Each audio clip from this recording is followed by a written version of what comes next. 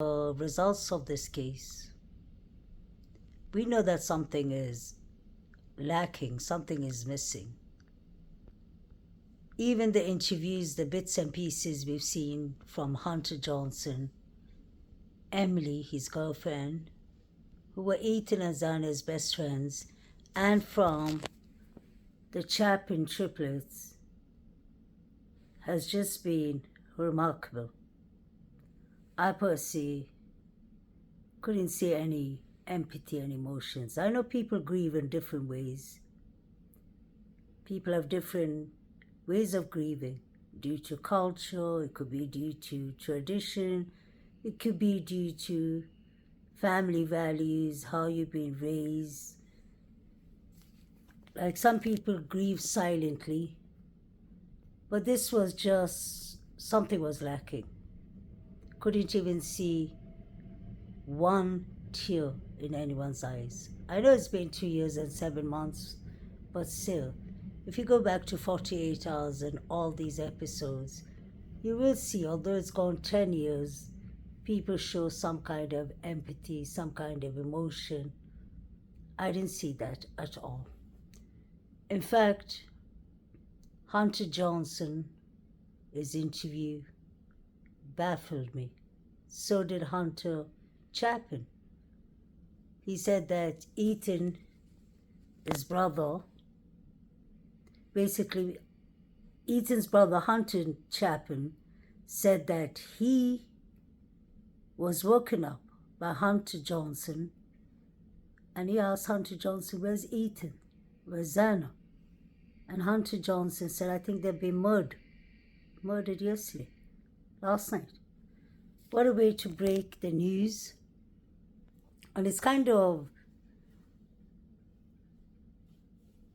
baffling because Hunter Johnson clearly told 911 that there was an unconscious person. So which one was it? Was somebody unalived or was it an unconscious person?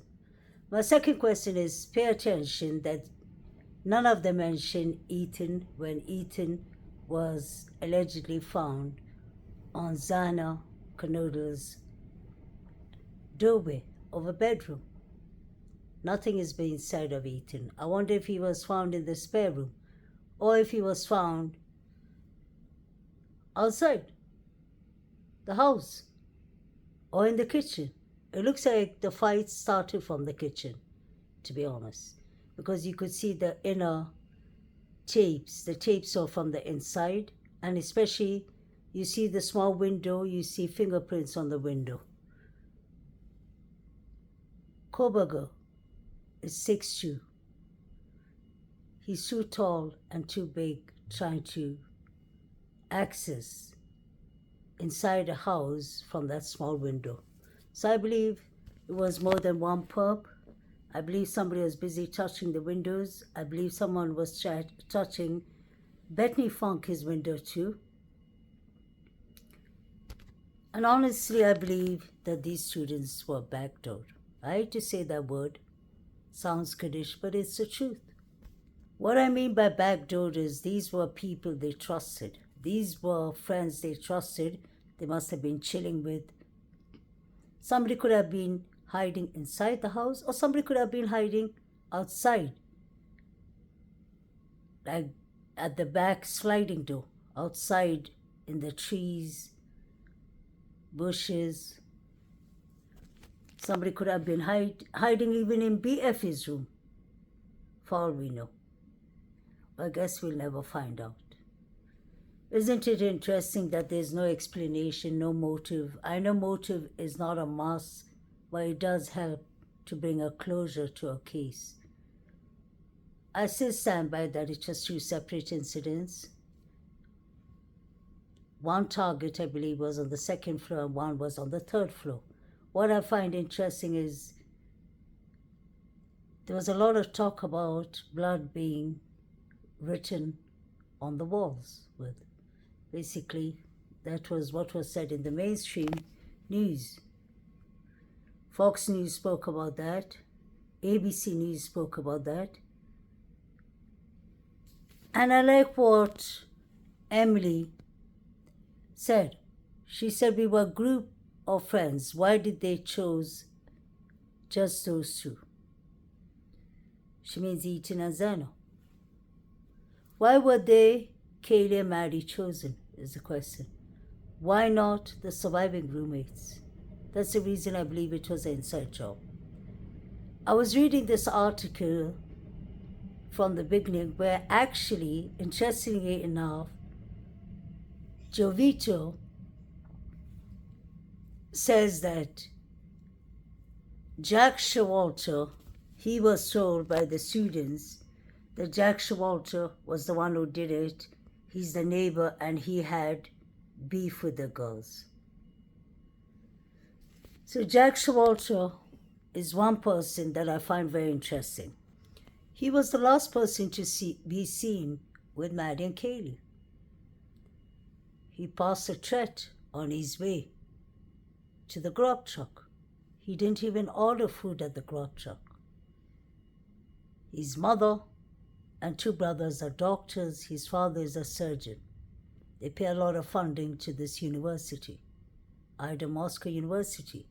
We know that he was kicked out of his fraternity, Delta Tau Delta. The reason he was kicked out was sexual harassment towards girls. And we've heard that Kaylee had a stalker. Was it Showalter was stalker? Or could it have been an ex-Jack D? Crime of passion was mentioned. Why wasn't Showalter even giving out interviews to at least clear his whereabouts and say I was there and there? He literally said I wasn't in Boise. He said I was sleeping in my flat. He lives allegedly a minute away from the girls.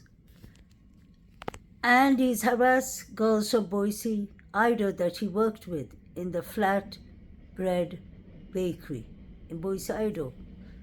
So this is a man who can't keep himself in a frat. He got kicked out for harassments towards females.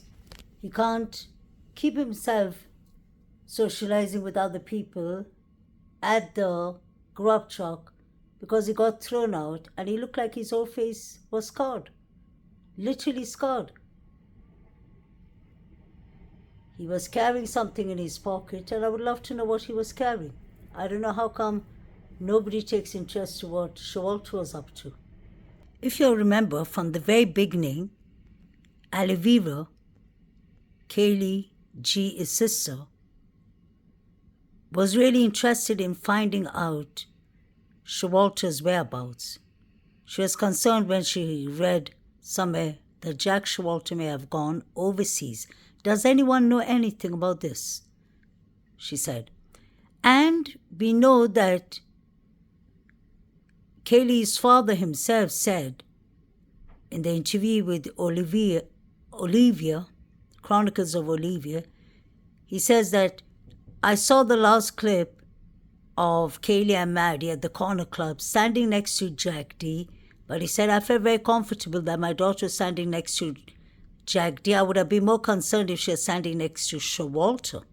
Isn't that strange? There was a lot of rumors about Showalter and Jack D. and the Davids in the very beginning of this case. The only ones that within this 2 years and 7 months of researching, the only ones that were new to my attention, which I really believe were involved with Ethan and Xana's unaliving, allegedly are the Banfield boys, the Alpha Kappa Lambda boys. So you can clearly see Olivia thought that Showalter was a suspect. So did Steve and Chrissy Gongalves. Could it be because he has wealthy parents and brothers that are all doctors and surgeons, contribute a lot to this university? Could it be possible that this is a cover-up because there were many students, frats, sororities involved?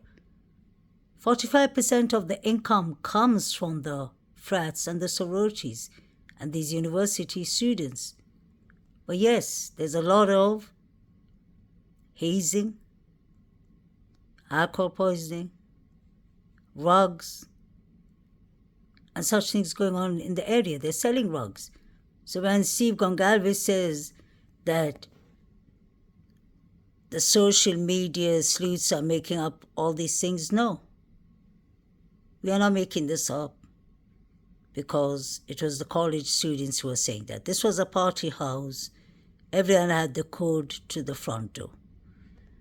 It doesn't mean we're saying anything bad about the victims. We're just trying to find a behavior pattern. We're just trying to find out what exactly was going on in the house. I find it very strange that 2 surviving roommates and a dog managed to survive, but the rest were unalived. The song I was playing in the beginning of this clip was by Lil Durk, a rap artist. He's the youngin's age. But I found it very interesting because it suits the situation of what happened at the Grub Truck Banfield, in my opinion. I believe that these young victims were backdoored they were snaked by friends that they really trusted, by people that they thought they could chill with. They didn't see it coming. It was pre-planned, but not according to them. They didn't understand what was about to happen. And I find it strange that Ethan's sister Maisie, when she mentioned that Ethan texted her, she doesn't mention anything about her other brother, Hunter Chapin, who's sitting next to her. It sounded like she was the only one missing from the party, and Ethan was telling her, "Come, we all miss you." So who is we all? That's the reason I believe they were backdoored. They were really done dirty. These are people who are under frats and sororities, expect their brothers and sisters in their Greek life to look after them, but they were backdoored badly, and it's a shame. The college students were the ones who came and gave the timeline to the FBI and were calling the FBI in. The white car that they were searching for was clearly for 2011 to 2013 Hyundai Elantra. It was never mentioned a 2015 white Hyundai Elantra. And on top of that, the car that they were searching for had occupants. Occupant or occupants. It looked like occupants because we saw that car driving past the gas station. Why did they change their timelines? So I really believe that these students, Maddie and Kaylee, were backdoored from the people at the grub truck because Jack Shawalt was actually threatening them on the way. "You know we're going to get you for that, Maddie." And the Maddie says, "Adam, what did you tell?" Maddie says basically,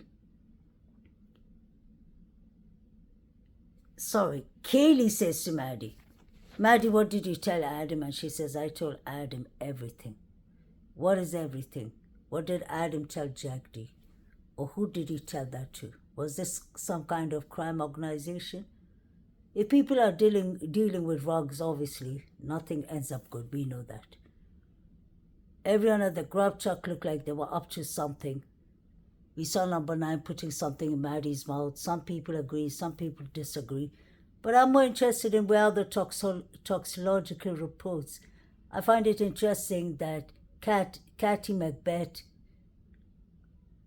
said that the toxicological results are not important. Can you believe that? Why wouldn't they be important? Isn't that what defines the timing of death? I remember in the beginning she said in one interview clearly, when she was asked when could this have happened, she said sometime after 2 a.m. And that's what I always believe. Ethan and Zana were unalived between 2:10 to 2:25, and Kaylee and Maddie were unalived later. I believe Dylan knows exactly what was going on that night, and it's really sad and frustrating. And I really believe that BK took this offer because he wanted the death penalty out of the table, which is fair. If you're in a corrupt city, or if you believe that you're not getting a fair trial, take the death penalty out first. Last thing his parents want him is to lose his life. And imagine if he didn't do it. He's entitled to a fair trial. But I find it very interesting what Jovita said about Showalter. He said everyone was telling me it's a neighbor. All the neighbors were telling me it was Showalter who did it. He had beef with actually Ethan for throwing him out of his fraternity. And he had beef with Kaylee for getting thrown out of the corner club. He had something sharp, long, metal in his jacket at the grub truck, and he had something that looked like a K-bar in his pants. So all I can say is I'm really shocked at the outcome. And even if BK did it, I don't think he did this alone. This is not something that somebody did in 15 minutes. Impossible. Or 10 minutes. Why are they pretending that Ethan wasn't found on Xana's doorway? That's another question. Why are they all saying there was unconscious women? But yet again, Hunter Johnson told Hunter Chapin that Ethan and Xana were murdered. Make it make sense. They all are lying here. I'm waiting for the documentary episodes to come out tomorrow, hopefully. And then we can discuss more about these interviews that it looks like people have no emotions or not showing much empathy. Although people grieve in different ways, this is just something surprising for me. Please like, share, and subscribe. Have a lovely